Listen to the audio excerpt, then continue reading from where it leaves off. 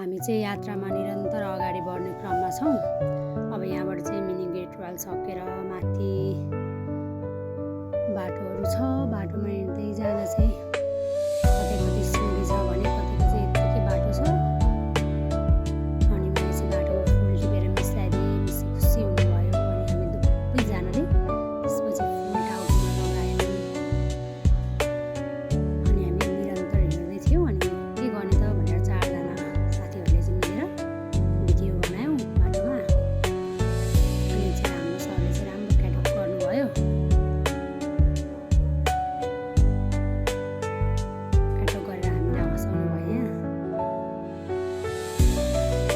अनि हामी जाँदा जाँदा चाहिँ घाम लागिसकेको थियो। त्यो कारणले गर्दाखेरि बाटो चाहिँ पनि उज्यालो थियो। तर अब केही दिनको पहिरो ओर्सोहरूले गर्दाखेरि हामीले हिमाल देख्न सक्ने अवस्था चाहिँ खासै थिएन। तर पनि बाटोमा हिँड्दा वन जङ्गलको त्यो दृश्य राम्रो थियो। यताबाट चाहिँ एक साइड महादेव गुफा जाने रहेछ भने एक साइड सैलुङ। हामी चाहिँ सैलुङतर्फको बाटो अगाडि बढ्यौँ। त्यसरी अगाडि बढ्दै जाँदा चाहिँ विभिन्न ठाउँमा चाहिँ ध्वजा पताकाहरू लगाएर त्यहाँ चाहिँ पूजाहरू पनि गरिएको थियो।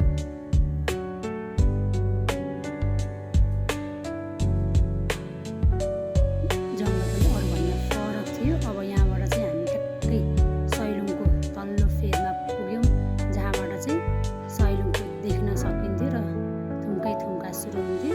यस्तो राम्रो फुल पनि रहेछ यहाँ। अब यहाँबाट चाहिँ थुम्का सुरु भयो।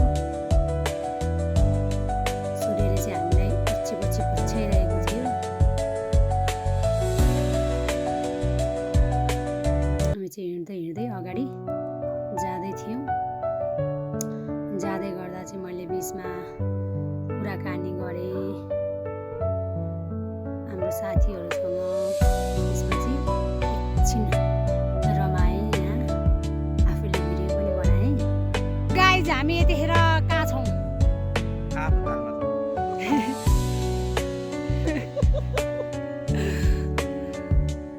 कृपया 2 शब्द राखिदिनु होला आफ्नो। यसपछि चाहिँ हामीले केही कुराकानी गऱ्यौँ। कस्तो लाग्दैछ? अन्त हजुरलाई कस्तो लाग्दैछ? अनुहार हेरेर पनि लागेको छ। रुँदै आएको म त। मेरो अनुहार हेरेर थाहा हुन्छ। यसमा थाहा रुँदै आएको। यो बसेको मान्छेलाई के लाग्छ?